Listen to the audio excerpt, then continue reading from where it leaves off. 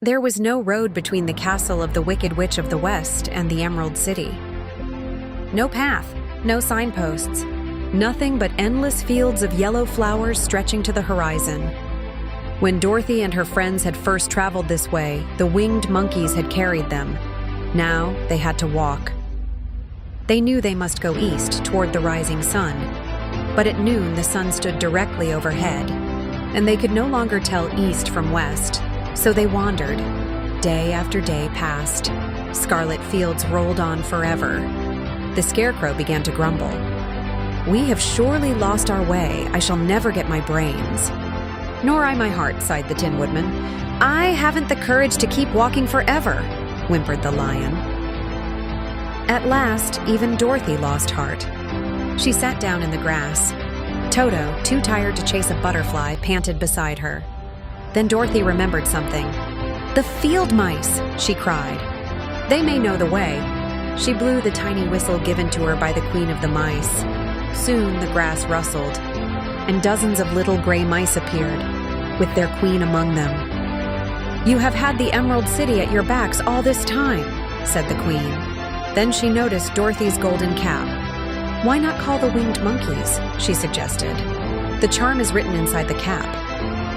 Dorothy looked, and there were strange words sewn into the lining.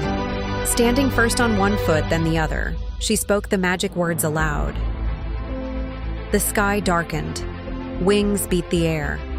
The winged monkeys swept down in a flurry of chattering and laughter. Their king bowed before her. "What is your command?" "We wish to go to the Emerald City," Dorothy said simply. And in a moment they were lifted into the sky once more, flying swiftly over forests and gardens far below. As Dorothy rode gently between two great monkeys, she asked their king, "Why must you obey the golden cap?" He gave a soft winged laugh. "That is a long story," he said. "But we have time." Long ago, he explained, the monkeys were free, wild and playful, living in forests, flying where they pleased. They loved mischief, tugging tails, chasing birds, throwing nuts. In the north lived a powerful and beautiful princess named 𝕼𝕬𝕬𝕬. She was a sorceress, kind and wise. At last she found someone worthy of her love, a young man named 𝕊𝕬𝕬𝕬. Before their wedding, the Monkey King's grandfather played a joke. He and his band seized 𝕊𝕬𝕬𝕬 and dropped him into a river, ruining his fine wedding clothes. 𝕼𝕬𝕬𝕬 was furious. She summoned the monkeys and at first threatened terrible punishment. But 𝕊𝕬𝕬𝕬 pleaded for mercy. So instead, 𝕼𝕬𝕬𝕬 made a bargain. The winged monkeys would forever obey the owner of the golden cap, 3 times only, and then be free again. 𝕊𝕬𝕬𝕬 used the cap once. Later, it fell into the hands of the Wicked Witch of the West, who used it twice to enslave the Winkies and drive even Oz from her land. "And now," said the king, "the cap is yours." As he finished, the green walls of the Emerald City shimmered ahead. Within minutes, they were gently set down before its great gates. The king bowed low. "Your power over us is ended." And with that, the monkeys vanished into the sky. "That was a good ride," said Dorothy softly. "Yes," said the Lion. "And lucky for us, you kept that cap." The guardian of the gates stared in amazement when they returned.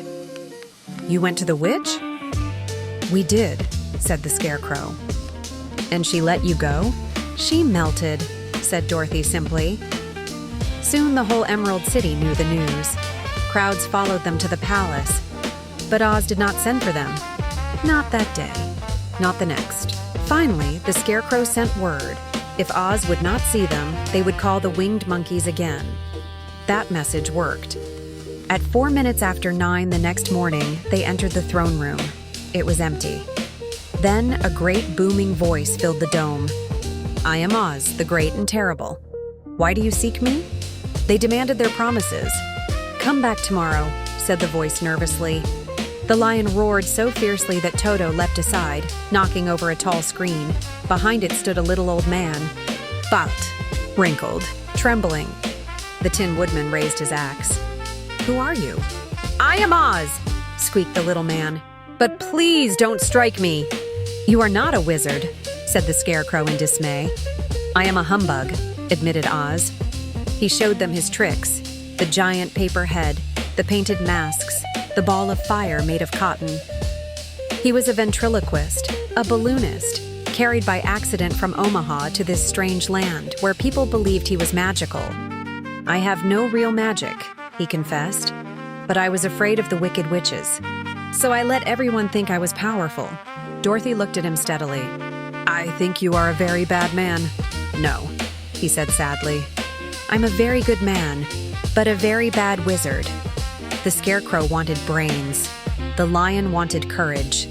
The Tin Woodman wanted a heart. Oz studied them carefully. "You already have what you seek," he said. "But if it will make you happy, come tomorrow, and I will give you brains, courage, and a heart." "And Kansas?" asked Dorothy. Oz sighed. "That will take some thinking." They agreed to keep his secret. And though he was no wizard at all, Dorothy found herself hoping that the great and terrible humbug might somehow still find a way to send her home.